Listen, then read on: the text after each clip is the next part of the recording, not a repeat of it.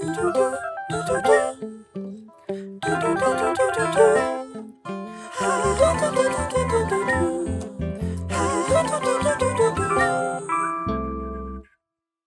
I'm Matt Nasser. I'm Claudia Baez. Kevin Berlin. I'm Bartholomew Bland, and this is How Does the Art World Work? Kevin is my guest. I found him through another very dear friend called Alex. She introduced me to Kevin, and I met him in a fair, an art fair. We've already chatted once before over lobster rolls. True. And Kevin is going to tell us how the art world works, because I think he knows a lot. So I want to hear all you know. Well, I heard we had a little chat just before we started to get a little backstory thought about everything began. Everything began, I understand, with a conversation saying there should be a podcast. And the question was how the art world works. And immediately I thought that sounds like the riddle of the Sphinx. I have confessed during the lockdown in Italy, I did see a lot of those YouTube videos about how old the Sphinx really is and all these possibilities that it was actually inundated with water and it's 8,000 years old and there were ancient civilizations and on and on and on. And the conclusion is, who knows? I also, when I was a student in London at the Slade School, I went to Stonehenge. And there was a brochure about Stonehenge and it said, who built Stonehenge? We don't really know. And I think that's the same for how does the art world work. We don't really know. That's my opinion. Little bits and fragments, piece by piece, we're putting it together, the puzzle pieces, fitting it together. I take it you are not an Abraham Lincoln impersonator in your off days. Is that right, with your stovepipe hat? That's accurate. It's funny. I hear magician. I hear, is there a rabbit in there? The security at the convention center at Art Basel doesn't check my hat. They check the bag that's this flat. When I was 18 years old, I was involved with Young Arts, which is a foundation here in Miami founded by Ted and Lynn Arison. They also founded Carnival Cruise Lines. And they have an organization that helps promote opportunities for young artists at different points in their career. Also, they have the New World Symphony, et cetera, et cetera. And they offered, when I was 18 years old, I was one of their winners. I got to meet President Reagan at the White House. It was a long time ago. Do you remember him? Anyway. He also had Alzheimer's, as I recall. That's possible. That's a good point. Anyway, they offered an exhibition at the windows at Bonwit Teller, which was in New York City. I don't know if you remember Bonwit Teller. I'm sorry to reveal you, but I do. Kind of like Bergdorf Goodman's, but way back when. Yeah. And at the exhibition, my parents bought me a top hat as a gift for no reason. I have no idea. It was like your gift. It was like your prize for having won. Something, and I lost it for 20 years, and I refound it about 25 years ago, and it's become a signature, but not on purpose. Is this the Bonwit Teller hat? No, I had to start making my own hats because I couldn't okay. find one that was tall enough. But it is tall enough to fit a gun. I surprised imagine you they could put a don't search it. Kalashnikov in here. Yeah, Yeah. that's right. It's probably not in the instructional code to search hats. So No, they don't. It's really that's the way to be. surprising. So now you are a native of Florida? Are you a native of Miami? I'm not. I first came here when I was 18 years old. This arts foundation flew me from suburban Maryland. Wow. So, Were you outside of D.C.? That's actually That's where in I Baltimore. started doing my painting. When I was 12, I went to the Corcoran School of Art, I remember which that no well, longer yes. exists, but a No longer beautiful, exists. beautiful collection university. And I started painting nudes. I don't think they allow that anymore. But all my heroes are from the Renaissance. And of course, if you want to paint people with clothes, you better, Bible scenes or whatever the patron wants, you better be able to paint a nude first. And so I think that was one of my big advantages that I didn't realize at the time. So do you think that like Goya painted the Maha Desnuda first, and then he decided to cloth her, but he decided, she looks so good naked, I better make a second painting. Yeah, usually, but I don't keep the second painting separate. I don't have them on top of each other. So that was a strength of yours to... Because you don't realize when Michelangelo he sculpted the David when he was, very young. But he was working with a master from the age of, 13, 14. He was working 18-hour days the whole time. And if any of you have children, you'll know that you don't spend 18 hours a day working with a master on anything when you're 14, you're probably not going to do anything that involved. And so those 10 years before he sculpted the David was probably the equivalent of someone in today's world working for 50 years or 100 years of experience. They got their experience early. There's an exhibition right now at the Royal Academy called Michelangelo, Leonardo, Raphael, Florence, circa 1491, when they were all very briefly there. And it's a lovely show, and there's a lot of drawings, but they had some preparatory works by Michelangelo, and they were saying how rare, compared to Leonardo, the preparatory works for Michelangelo are, because he destroyed most of them, because he wanted to create this illusion that everything was effortless and just sort of flowed out of him.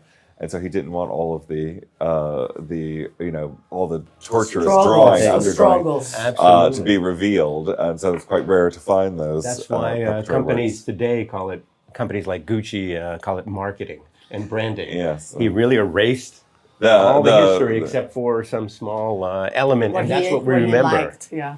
That's interesting. That's sort of like the secrecy that you were opening the podcast with. This riddle has been from the beginning of hide the evidence. Well, I think it also speaks to the idea of the sort of genius sort of bursting forth full flowered, and I think that's very appealing to people, whether it's Mozart or Picasso or whatever.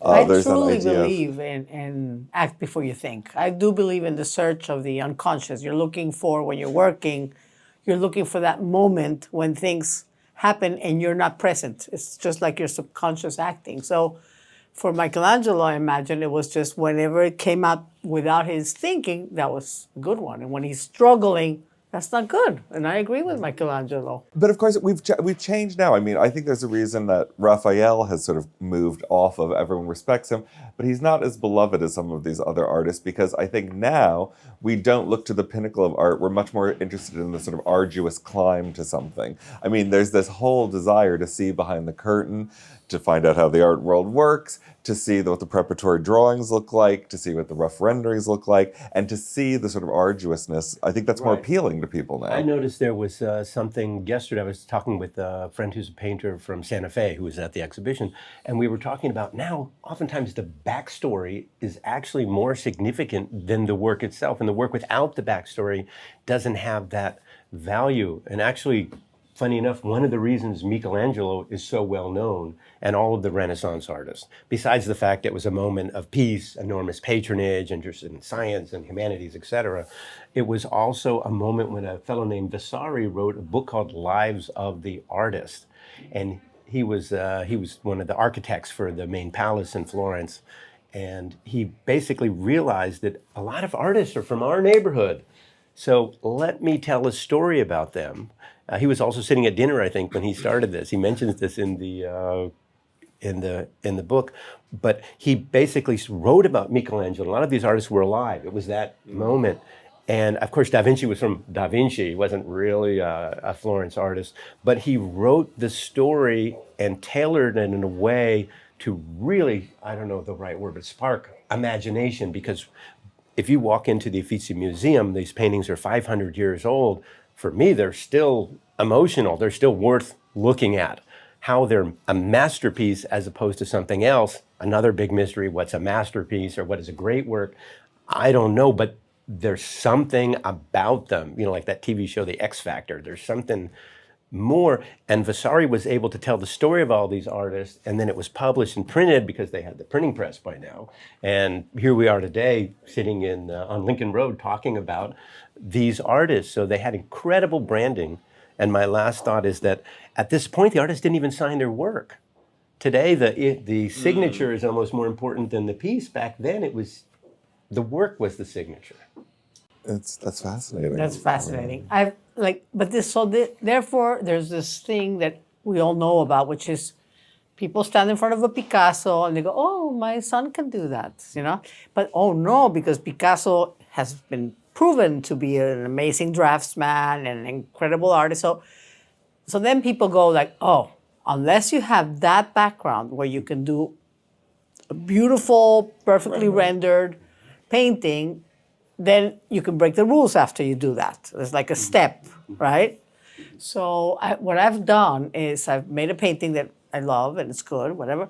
And then I've backtracked and made some sketches like trying to make it look like I made some sketches So before I made that painting. you reverse engineering. Yes. That's, Is that Is allowed? that Can you cheating? allowed You to do think? Is that? that cheating? Not anymore. It's on tape. It's part of your. I really don't like to work on paper, and I really don't like to sketch before. So I really am not that artist that like previously works and cerebrally discovers. I mean, you're not taking a cartoon and transferring it to, punching out the lines. But then, of course, if you don't do those kind of renderings and sketches, when we were talking about in one of our earlier episodes, the idea of proportion and how do you maintain proportion, I think it's a lot easier to do that, or if you are able to sort of do those. And if you work on the same those side. run-throughs. There's an exhibit How here- do you work, yeah. Kevin? How do you do it? My How do you process- render a crocodile to look don't- exactly like a crocodile? I don't know. Well, one Just is with just observation, or one do is you just take a the picture? experience. But I have this old kind of an old-fashioned idea that if I want to paint or sculpt anything, Yeah. it's a lot like a song or a dance, which doesn't even have words. The only thing you're really communicating, you're telling a story, and you're feeling, breathing. What's the difference between a great song and an okay song? You feel something. A really good song, you might, get up and on the table and dance, which probably won't happen later. So I like to go to the place and experience it, and then when I'm back in a controlled environment in my studio, to paint it. For example, recently I moved my studio from Florence, Italy to Bali, Indonesia, at the edge of the jungle, where you're literally every morning on your terrace, you're worried about cleaning up after the bats, and there's butterflies and serpents and orchids everywhere, and God. you're breathing in all of this atmosphere. And aside from working in Bali, I took 10 days to work in Cambodia with endangered crocodiles. There's a program through Fauna and Flora, which is an organization at Oxford University that helps protect at-risk animals for the last 100 or so years. And they had a program in Cambodia, and they asked me, do you want to paint crocodiles? And I said, I'll paint crocodiles. So I went to the crocodiles.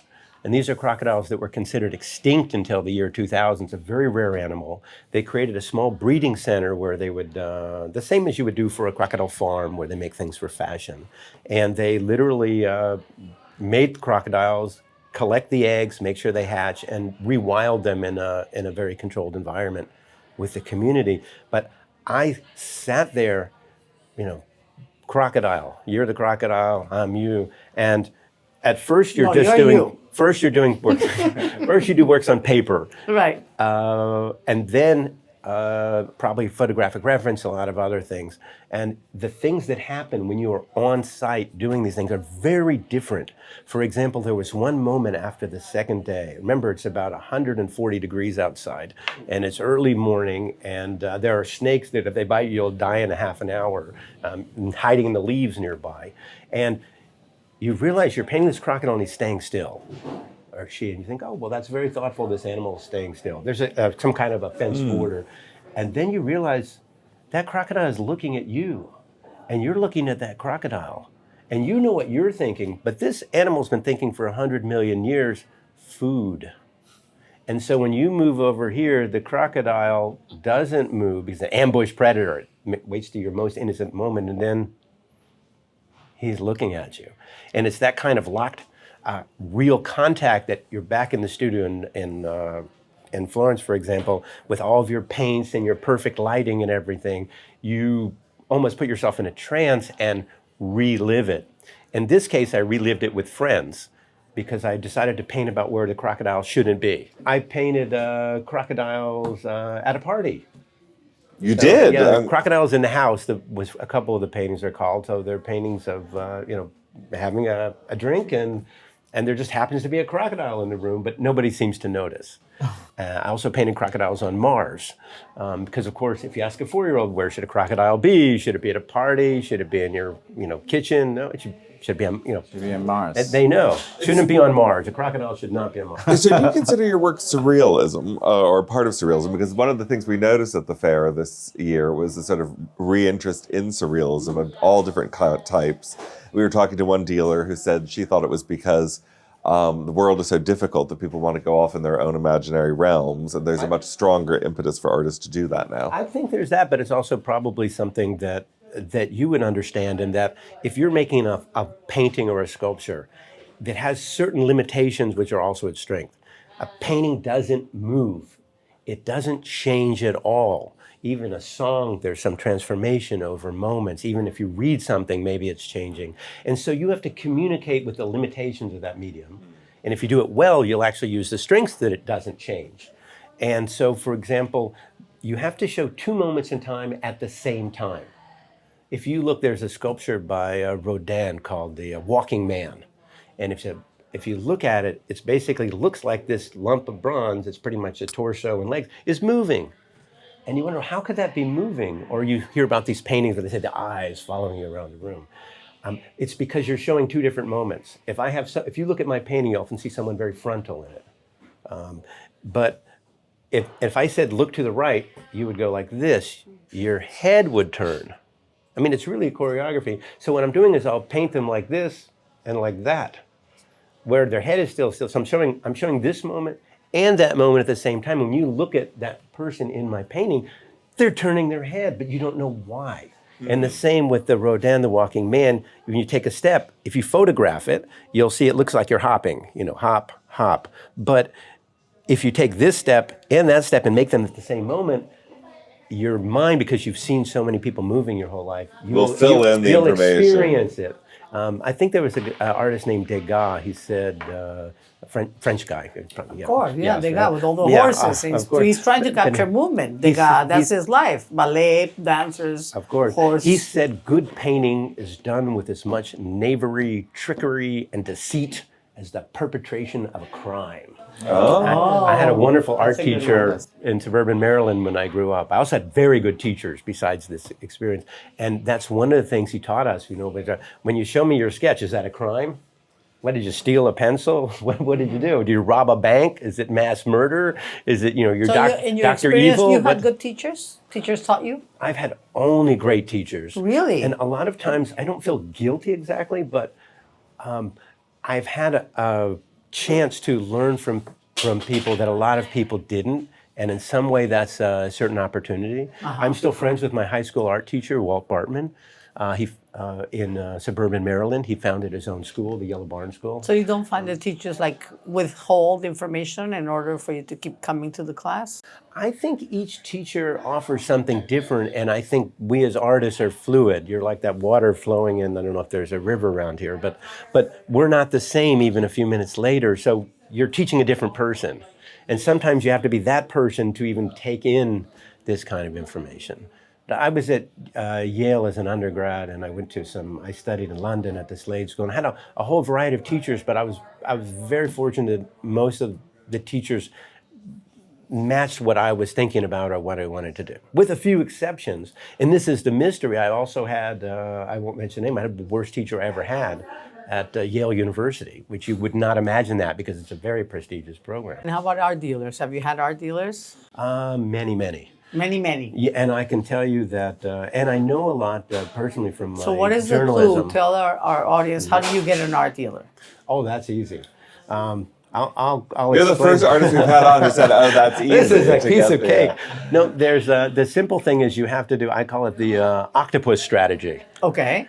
You can't. How many arms does octopus have? Lots. You don't have to count them, but the question you have to be doing a lot of things simultaneously. The best way to get an art dealer is if the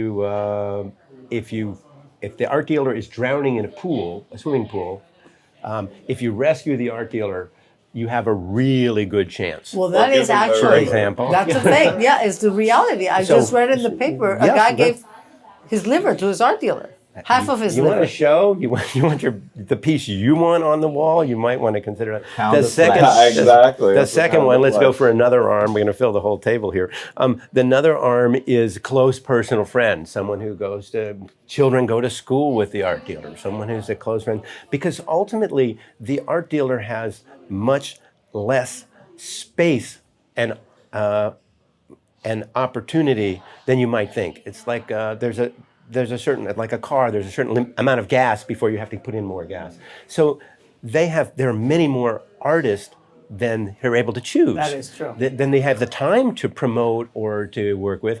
And most good art dealers and the great ones, they want to build a relationship over a very long period of time.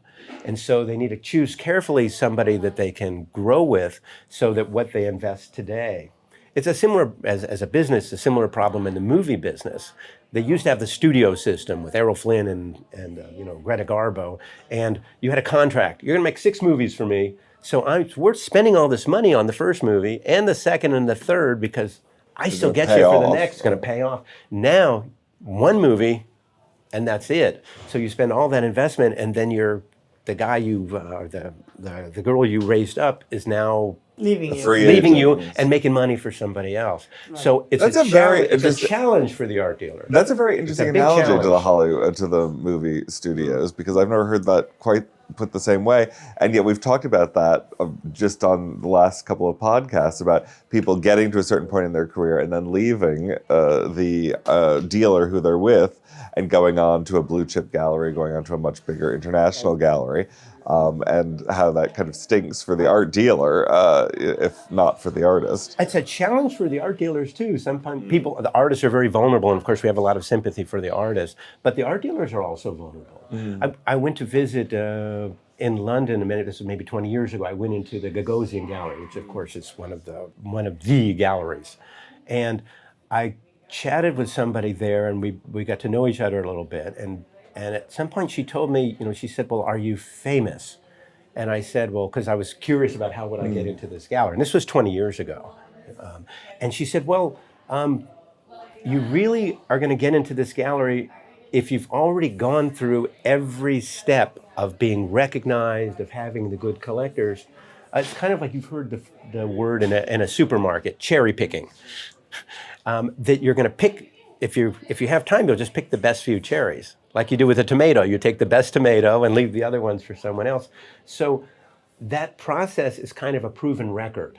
You've already done it. That's your resume. It's kind of a coronation. You've already gone through all of these hoops, and it's been a very successful strategy. I don't know if that's the strategy still used, but let everybody else do all the work, let the artist get to the highest point, and then make them an offer they can't refuse when they're contracted. It's the same with boxing, same with with Floyd Mayweather. With Gagosian, you can date him too. That can help. But mostly they're still cherry picking. But from what I'm getting from your energy, from this conversation, for people, maybe younger artists, it's you started so early, and yet it seems you don't seem jaded at all. You seem very curious. You seem like you create your inspiration through creating opportunity and adventure for yourself to create a series of works. For me, it seems like the art world works for you by saying yes and having sort of this energy, this curiosity, this livelihood. Yeah, Da Vinci was curious why the sky was blue. Just the most basic thing. What's next for you coming up, and what kind of projects are you envisioning? I have an exhibition. Last year, I had an exhibition for a year at the Wilzig Museum, the Wilzig Erotic Art Museum. It was called 45 Years of Nudes. And so it included 250 works painted over the last, 45 years. And that came down, and this year I decided to wait to do something modest. So I'm working together with another artist on a show about animal conservation. Because in addition to Cambodia, crocodiles, I spent time in Sri Lanka at the elephant transit home at hope I get this right, the Udalawaway National Park. Because the Asian elephant is also headed toward extinction, animals that big. And so I painted some very large canvas. The biggest painting, of course, is an elephant. And one of the paintings is called Elephant in the Room. Have you been to see the elephants here on Miami Beach? I was there yesterday morning. What did you think? Several of our guests have seen them. I thought it was very emotional, and I've heard a lot of friends who were in New York and said, I saw this, and it was something. But the elephants are a community. They're actually a group. That's how they live. They're often in places that aren't so open, though. You don't always see elephants on the open beach. And especially with local people walking by going like this. Are those elephants? The thing I thought was poignant, and I, of course, posed for a few photos with 1,000 other people next to the elephants. sculpted that, besides the structure of the elephants very well, they also had something in the eyes. I kind of felt like the elephants were talking to me a little bit. I don't know if I spent too much time in the This is jungle with with the some real elephants. elephants in Sri Lanka, not the wooden They had elephants. a feeling of the real elephants, the wooden ones. Oh, yeah? The reflection in Perhaps the the artisans eyes. had The artisans, I absorbed think some they're of from that. which country? From Thailand, maybe? I'm not sure. Anyway, there was emotion in those elephants, and also the way movement of the trunks. The trunk is an extraordinary, I don't know, even appendage. I'm not sure what you call it. You think about Hogarth, the S curve, the line of beauty. The trunk sort of has that line to it. And it's like all these octopus legs I talked about. It's the elephant trunk has multiple purposes. It can actually breathe through the trunk. You can get water through the trunk. You can make sounds through the trunk. You can communicate with the trunk. You can hold hands with the trunk. And like the Asian elephant has got these sweet little loops. You can pick up a grain of rice accurately with the trunk. And it weighs 150 pounds, so you could also whap somebody with a trunk. That's a useful thing. So, Especially during Art Week. the sculptors, whoever sculpted them knew they knew the elephant elephants inside because out. the trunks are very expressive. Well, you're quite the Renaissance man, aren't you? I mean, I you've got got locked down having in a range Florence. of interests. I got locked down in Florence, Italy for a year and a half in 2020. You couldn't leave the house except for food or medicine. So there was nothing to do but study Italian and see all the buildings without any tourists. And when the building like the Uffizi Museum opened, it was 20 Botticellis, and a guard. That was it. Wow. And you had this moment, kind of like a moment I had with the elephant where I looked at him and he looked at me on the beach yesterday. Wow. Because they made the eyes a little reflective, because that's the only part of the body that's reflective. When you have that moment, you realize the Primavera by Botticelli, it was in somebody's living room. This wasn't something to put it in an art fair. This wasn't something to put in to impress your friends. It wasn't even for a church. It was somebody's house. They had it over the couch. Was she like somebody's wife or a muse or something? You mean the birth of Primavera, Venus? yeah. There's a lot. That's another mystery. I mean, did somebody paint it specifically There's for the a person woman, that owned it? There was a woman who was pretty much considered Miss Florence. She was apparently dating Giuliano de' Medici, who was the brother of Lorenzo de' Medici, who was the big patron. These were the two sons of Cosimo, who basically founded the banking family, the Medicis. And apparently, she was considered the most beautiful woman in Florence. I think she died when she was 26 or 27. So maybe she was the one There's a few books that about her. posed? Everybody says that painting, The Birth of Venus by Botticelli, was painted 10 years after she died. Wow. Oh, okay. Interesting. And she's in a lot of his paintings. There's an incredible one in Berlin. There's some smaller studies for that painting. And it's that face. It is that face. face, but it's also the sort of merging of the reality with Botticelli's style, because you look at any sort of female figure by Botticelli, Yes. and you can tell it's Botticelli, So there's that element of transmography from the individual to conforming to the artist's style as it's That was as it's always brought the about. surprise of Picasso. I always wondered, did Picasso's wife already look like a Picasso?